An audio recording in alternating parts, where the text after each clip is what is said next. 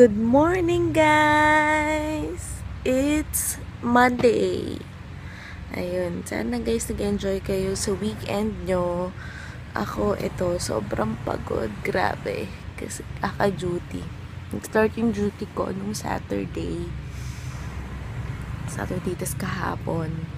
Tapos ngayon, third day ko na. Bukas yung last day sa duty. Makapag-off na rin. Sobrang sama na pakiramdam ko kasi kahapon nagkaroon ako. Kaya pala sobrang sakit ng likod ko. Basta, ang hirap guys kapag kasi yung duty kasi namin sa delivery room siya. So, kapag una kasing ginagawa dun is minomonitor yung mother after niya deliver ng baby niya. So, ilalagay siya sa PACU namin or sa recovery room namin. Tapos, doon namin siya monitor namin vital signs niya, kung magsusuka siya. Kasi, madalas may anesthesia, syempre mother. So, mga signs and symptoms yun na nawawala yung anesthesia kapag nagsusuka yung mother, or kaya giniginaw siya, nag-chills, ganyan. Pero usually, ganun lang hindi siya nilalagnat. Usually, giniginaw lang, pero yung temperature niya, same pa rin. Walang lagnat, ganyan. Yun, mostly lang talaga nagsusuka kasi, kumbaga sinusuka nila yung anesthesia. Ano pa ba? Yun, nagmamonitor kami ng mother. Tapos, at the same time, ina-aware din namin yung mga doctors nila na nandun sila sa recovery room, na nagre-recover na sila. Tapos, kapag kunyari may case, may titawag kami na case, yung case is yung kapag may manganganak na mother, minsan pupunta na lang diretso dun sa sa delivery room nang walang pasabi or emergency talaga. Ibig sabihin nun, stat. Ibig sabihin now. Kasi na yun, kunyari, wala silang referral form from the doctor na yung araw na yun, manganganak sila. Wala silang ganun. Kumbaga, agad-agad talaga na manganganak. Kapag ganun, medyo toxic kasi hindi ka makakapag-prepare. As in, agad-agad, punta ka agad doon. Tapos, kunyari, kung scrub ka, ikaw yung tutulong doon sa doktor. Ikaw yung mag-aabot ng instruments, ganyan. Tapos kapag circulating nurse ka naman, ikaw yung aalalay sa scrub nurse. Ikaw yung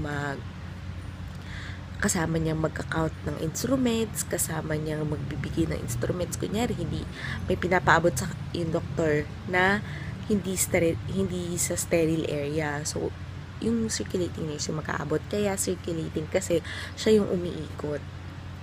Yun. Tapos, yun, kapag kapag emergency. Pero kapag meron naman silang referral form, ang unang gagawin is pupunta sa IE room or ia-IE yung mother kung hanggang saan na yung CM niya or kung hanggang saan na siya dilated. So, base yan, may 0, ibig sabihin hindi pa talaga dilated, 1, 2, 3, 4, ganyan. Tapos, hanggang 10, pag fully dilated na siya. Yun. Excuse me guys, di ko napigilan makeup. Yun. Tapos, kapag ganyan, nasa 1cm pa lang, 2cm pa lang, ganyan. Ang gagawin, dadali nila sa labor room. Tapos, ang ginagawa sa labor room, guys, sini-CPG or chine-check yung contractions ni babe. Yung contractions or yung pitig ng puso ni baby, tapos yung uterine contractions niya, kasi may tinatawag na false contractions, may true contractions.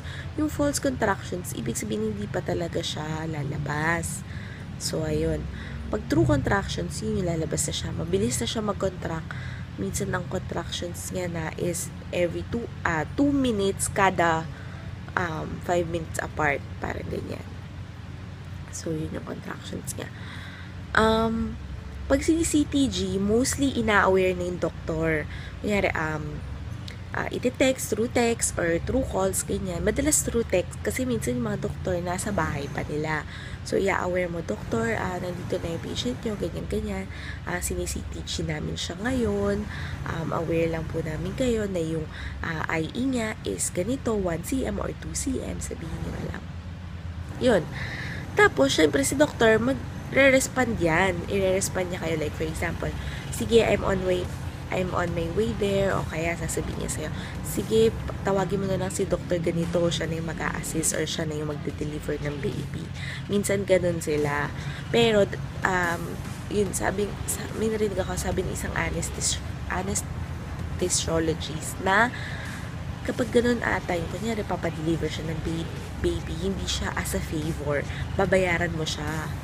Kunyari, yung ibabayad sa'yo ng patient, like, kunyari, ibabayad niya sa'yo is 10,000 professional fee.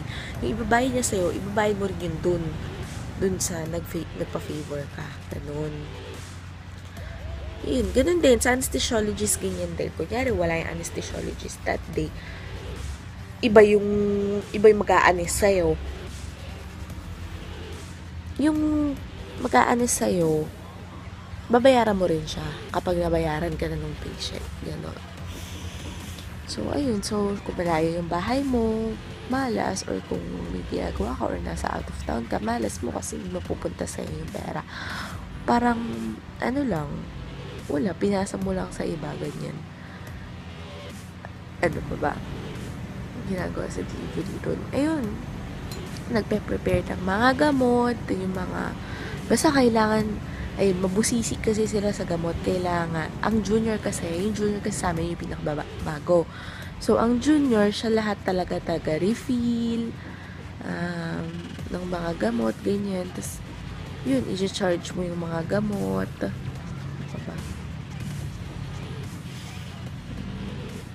Basta lahat ng gagamitin mo, i-charge mo lahat ng gagamitin mo sa patient mo. Yung mga IV ng patient, gamot na ginamit, yung mga oxytocin. Oxytocin yung pang-contract para lumabas lalo yung baby, maka-help lumabas ng baby. Diba? Mga methergine, yung anti-parasapine, diba?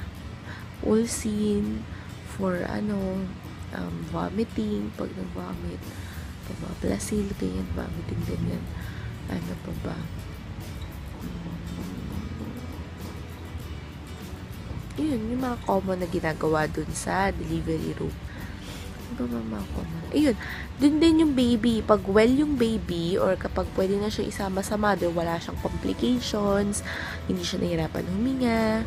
Ayun, dun din siya sa recovery room kasama ng mother. So, meron din sariling baby nurse si baby. At tinatawag namin Nico Nurse yun. Dati yun talaga gusto ko, Nico Nurse. Pero, ewan ko, doon ako dinala sa delivery room eh. Okay naman. Yun nga lang, sobrang toxic talaga guys. As in, parang walang upuan. Grabe. Doon ako sobrang kasi ang sakit-sakit sa likod.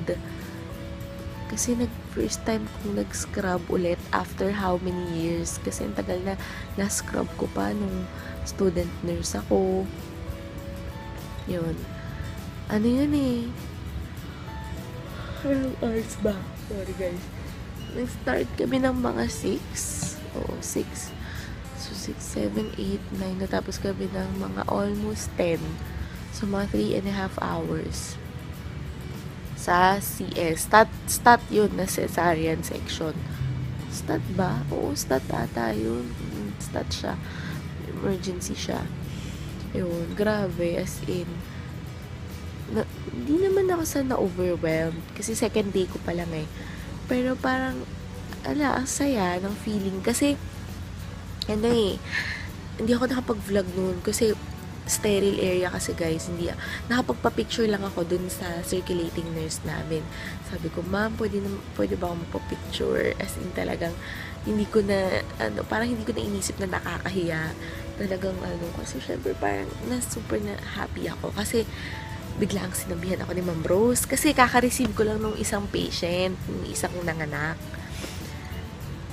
Magcha-charting ako dapat. Tapos biglang sabi ni Ma'am Rose,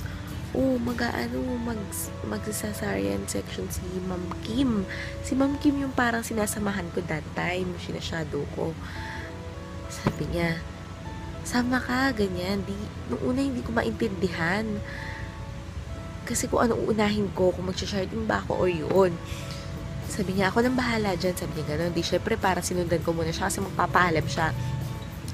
Ma'am, sino ba pinagpaalam niya? Si Ma'am Yoshi ata. Ma'am Yoshi, pwede ba sumama si Abby? Magsi-CS si Ma'am Kim, ganyan. Tapos pumayag si Ma'am Yoshi, sabi niya, sige. Ito sabi niya, sige na, ako na mag-short niyan, ganyan. Di yun, tapos sabi ni Ma'am Kim, oh girl, mag-scrub ka na, ganyan. Sabay na tayo, ganyan. Tapos yun, nagsascrub na. Nalaman ka na, nagsascrub na ako. Tapos, ayun na, di kumukuha na ako ng tawag gown, ng gloves. Grabe, as in. Tapos parang sabi ng anesthesiologist, narinig ko, di ba siya parang ma-overwhelm, ganyan. Second day niya pa lang, di ba, ganyan. Tapos parang, sabi nga nung isang nurse na parang, hindi doktor, second scrub lang naman siya, mag-o-observe lang muna siya. Yun. Ang scrub talaga is si Ma'am Kim. Tapos malaman ko na nag-aabot na ako ng sorry guys, nawala. Ay, wait. Ayan. Ito na lang, sa kabila na lang. Wait lang guys. Ayan. Yun guys, tapos nalaman ko na lang na nag-aabot na ako ng instrument sa doktor. Tapos, ano pa ba? Yun, basta ang saya lang. Tapos nakapag-assist ako habang nagsisuture siya ng skin. Ako yung nandun sa tapat niya. Wala lang, ang saya-saya. As in, sobrang thankful ako kay Ma'am Kim. Kasi talagang nagtiwala siya sa akin, na kaya ko. Kasi ito, sabi nila after nung scrub namin, sabi sa akin ni Ma'am Kim, sabi niya kay Ma'am Kat, in charge niya sa ata namin siya Sabi niya, di ba Ma'am Kat, matagal pa bago talaga makapag-scrub. Siya daw, ang first scrub niya after 2 weeks pa, nung proby na daw siya. Samantalang ako, second day pa lang as oriente, nakapag-scrub na ako. Parang imagine, ganun yung tiwalang nabigay sa akin. Parang sobrang overwhelming talaga. As in, hindi overwhelming sobrang saya. Naiiyak ako. Parang ang saya lang kasi mafe-feel mo yung trust nila sa'yo. Ibig sabihin, nakikita nila na confident ka sa ginagawa mo, na alam mo yung gagawin mo, na hindi sila mapapahiya sa doktor. Kasi syempre nakakahiya sa doktor kapag may mali kang ginawa. Yun. Wala lang. Sobrang saya lang. Tapos parang sinabi niya pa na parang pwede na daw ako isabak. Yung mga ganun, parang diba? Parang nakaka-overwhelm. Kasi, sabi nila, kapag junior ka pa daw, or kapag bago ka pa lang daw, dun ka muna lagi sa recovery room. Yun, parang monitor ka ng patient, ganyan. It's more on paperworks dun, more on chart ng chart. Ganyan. Yun. Parang sabi ko, ay, ang boring. So, ako na yung nag-CS, nag-cesarean, grabe, ang saya. Nakakapagod nga lang kasi sobrang nakatayo ka lang. So, bawal ka talaga na mag-stretch. Pwede naman siguro mag-stretch, pero yun nga lang, sterile ka kasi, diba? Basta may mahawakan ka lang unsterile, scrub out ka na. Ang tawag dun, scrub out. Yung papaalisin ka sa sterile area or sa working area kasi na-touch mo na yung area na madumi or may dumi. Yun. Importante dun talaga aseptic technique or yung kailangan talaga super duper linis. Okay, guys, 11 na. Guys, napakwento ko ng madami, ng bongga. Pero sobrang saya ko lang kasi guys, sobra. Sana nararamdaman mo nyo rin yung nafe-feel ko. Pasensya na kung hindi ako napag-vlog kasi talagang ang bilis ng mga pangyayari. Tapos yun nga, bawal nga yung phone sa loob ng delivery room. Yun. Ay, guys, kung papakita ko yung picture sa inyo dito. Ayan. Or kung basta yung next slide. Tapos, yun din yung gagawin kong thumbnail para makita nyo na grabe. So happy talaga. Ayun, guys. Sige. Later na lang, mag-aayos muna ako. Tsaka, uwi ako kasi nga naiiyak ako kasi, di ba meron ako, usually ganun, ihi lagi. Ayan. Basta sobrang happy. I don't know what will happen later kasi wala si Ma'am Kimmy. Day off niya. Pero baka mag-shadow ako kay Ma'am Emily. Yun. Ayun. Basta sobrang saya. Sobrang saya. Nararamdaman ko ngayon. Kasi parang, ewan ko ba, basta parang at ease ako sa mga kasama ko. Hindi ko alam kung, basta, kasi syempre sa isang work, 'di ba, hindi mo alam kung lahat gusto ka. I mean, yung pinapakita nila sa'yo maganda, pero hindi mo alam kung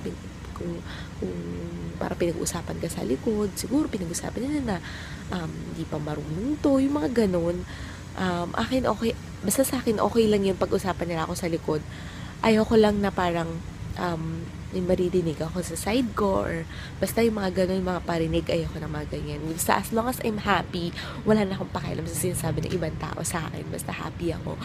And, ayun, kung ano man yung pinapakita nila sa akin maganda, okay, sige tatanggapin ko kung plastic sila or whatever, basta tatanggapin ko, basta maganda rin ipapakita ko sa kanila. Kasi gusto ko, happy ako sa working environment ko. Yun talaga yung nagmo-motivate sa akin pumasok araw-araw. Hindi yung sahod eh. Kasi kung sa sahod lang din, wala, baksak kasi may liit lang ang sahod. Pero yun ang nagmo-motivate talaga sa akin, yung mga kasama ko sa trabaho at yung trabaho mismo. As in, sobrang saya. Basta yun, good luck sa akin mamaya. Sana maganda naman yung makita ko. Gusto ko naman makita siguro yung DNC, yung dilatation and curettage, kasi nakakita na ako ng CS eh. NSD nakakita na rin ako, kahit di ako nakapag-assist, nakakita na ako. Nakapag-assist ako sa side. Oo. So, DNC, tsaka yung TABSO, yung total abdominal hysterectomy. Gusto ko makita nun, dilatation, curettage, ano pa ba? Endometrial curettage meron ganun eh. Hindi pa rin ako nakakita nun. TABSO, laparotomy and lap cole.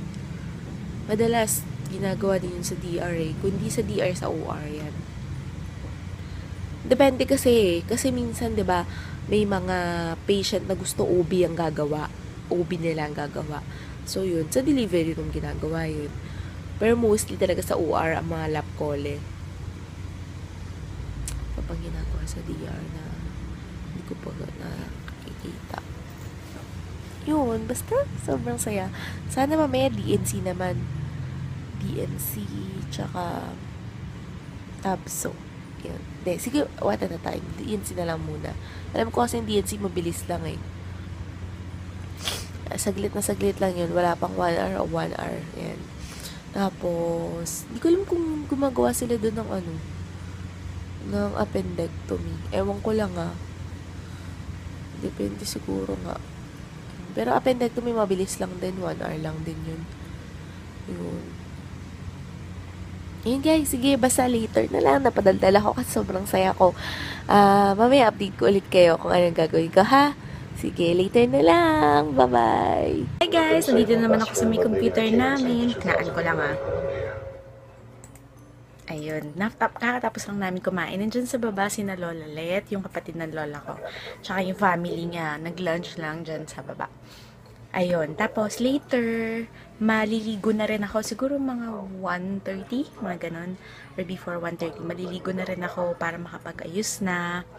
And then, ayun, pasok ulit later sa duty. Tatry ko talagang mag-vlog mamaya. Ayun, para makita niyo yung inside ng delivery room. Hindi ko sure kung makapag-vlog ako pala kasi Monday ngayon medyo toxic kapag Monday. Pero itatry ko yung best ko. Mga short clips, ganyan. Papakita ko sa inyo. Ayun lang. Sana magustuhan nyo yung munting work ko. Yun, outside vlogging. So, ayun. Tapos mag-e-edit na rin ako mamaya para makapag-upload naman ako ng mga vlogs. Ayun. Thank you guys for watching. And, have a nice day ngayon araw na to. Sige. Mamaya naman.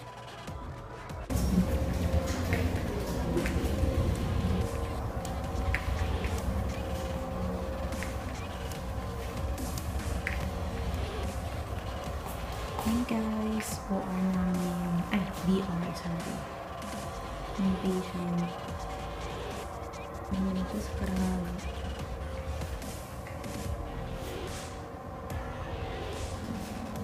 brushing, alcohol, aftermath.